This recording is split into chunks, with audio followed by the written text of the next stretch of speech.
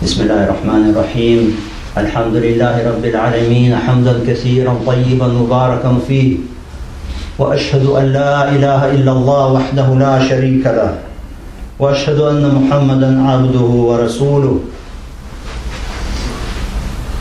يا عباد الله المؤمنون وверующие рабы Аллаха.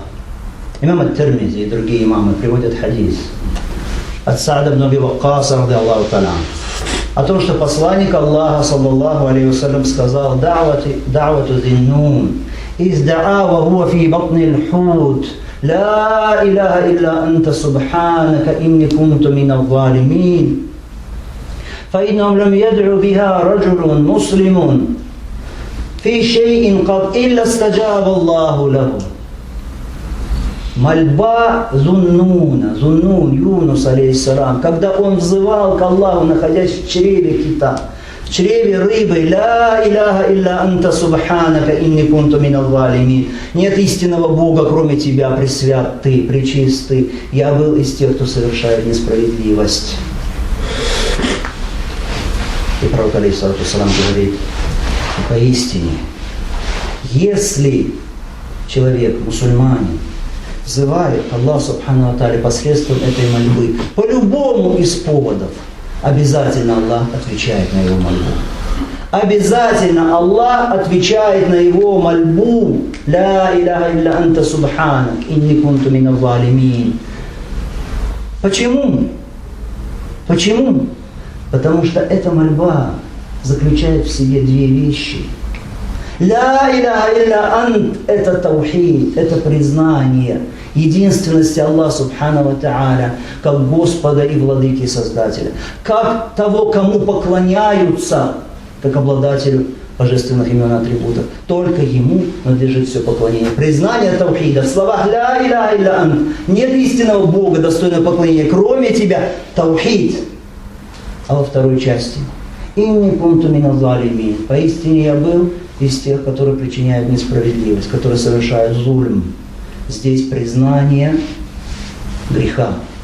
А признание греха, если человек признает и осознает свой грех, это ведет к чему? Это означает, что тоуба, истигфар. Значит, это дуа заключает в себе таухид и истигфар. Единобожие и просьба у Аллаха Субхану ва Тааля прощения. Поэтому отвечает Аллах Субхану ва Тааля человеку, который просит, молит его посредством этого дуа. Мы говорили с вами недавно, что счастье и спасение человека вращается вокруг чего? Надежда и страх. Надежда и страх. Но надежда, когда ты имеешь право на надежду, когда у тебя есть основания на надежду, когда у тебя есть ля иляха илля, когда у тебя есть таухид. Если ты исповедуешь таухид по-настоящему, тогда ты имеешь право на надежду. Когда открывается для тебя надежда на благо этого мира и вечного мира. Поэтому таухид – это ключ ко всему хорошему, ко всякому благу в этом мире и вечном мире, ко всему, что желанно человеку, любимо человеку. Таухид – это ключ, открывающий эту дверь к счастью. А истигфар, просьба прощения у Аллаха Субхану ва Тааля и покаяние – это то, что закрывает двери перед несчастьями, перед бедами, перед страданием, перед наказанием, перед мучениями. Вот что такое «Ла иляха илля ант, субханака инни кунту мина з-залимин». Поэтому, о раб Аллаха, пусть почаще твои уста произносят слова «Ля иляха илля», и пусть сердце твое исповедует это неукоснительно до конца твоих дней, до последнего твоего вздоха. Подумайте, что такое таухид, что такое ля иляха илля. Это не теория.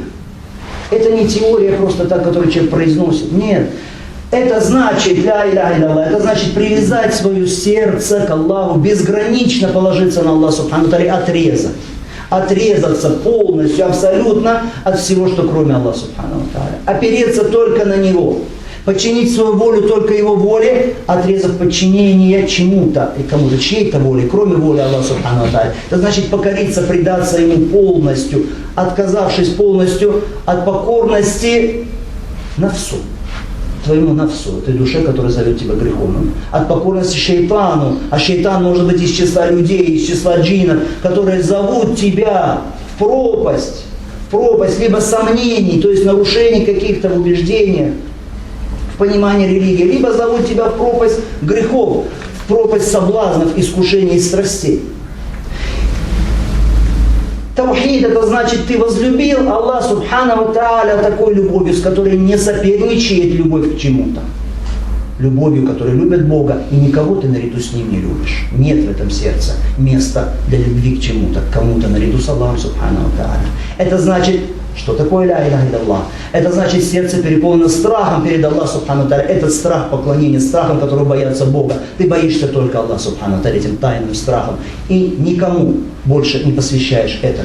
Вот что такое ля иляха илlallah. Это таухид, это ля иляха илlallah. Но как же не откроются двери надежды, двери счастья тому, кто по-настоящему исповедует эти слова.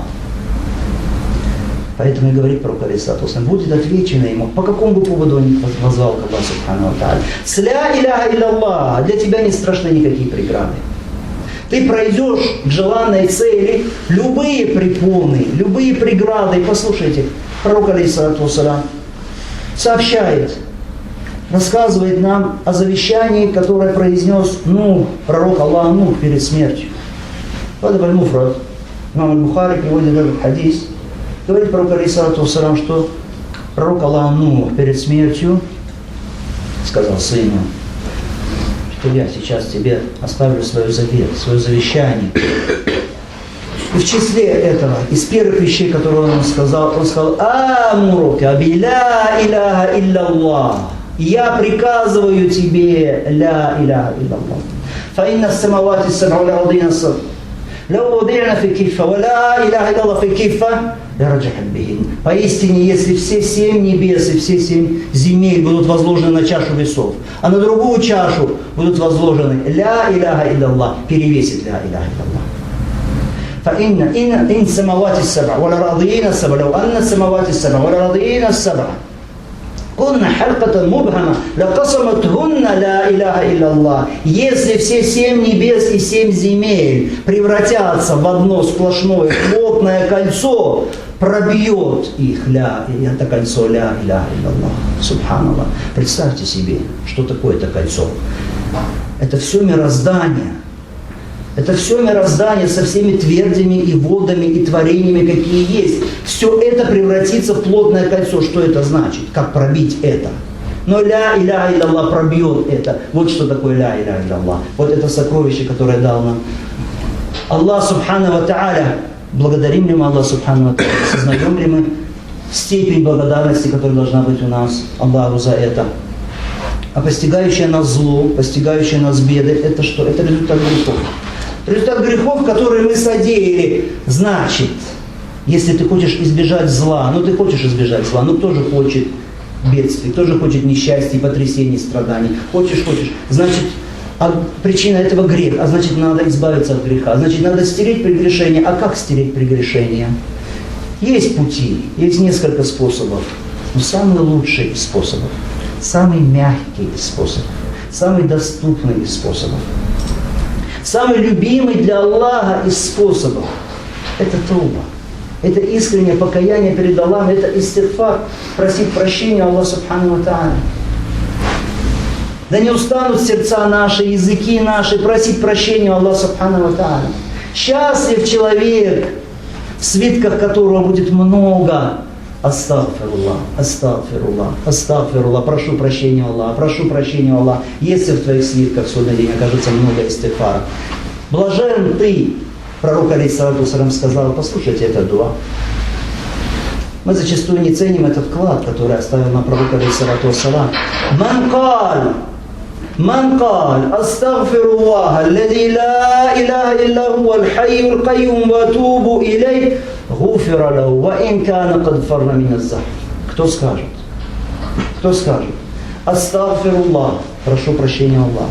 Лади ла иляха илляху, кроме которого нет истинного Бога. Аль-Хайюль Кайюм, живого, вседержителя, ва атубу илей, и каюсь перед ним. Будет прощено ему, даже если он убежал с поля боя. Убежал с поля боя. Из губительных грехов, как сказал пророк алейхиссалату вассалям. И это будет прощено ему. Если он скажет: Астагфируллах, аллази ла иляха илля хуа, аль-хайюль кайюм, ва атубу илей.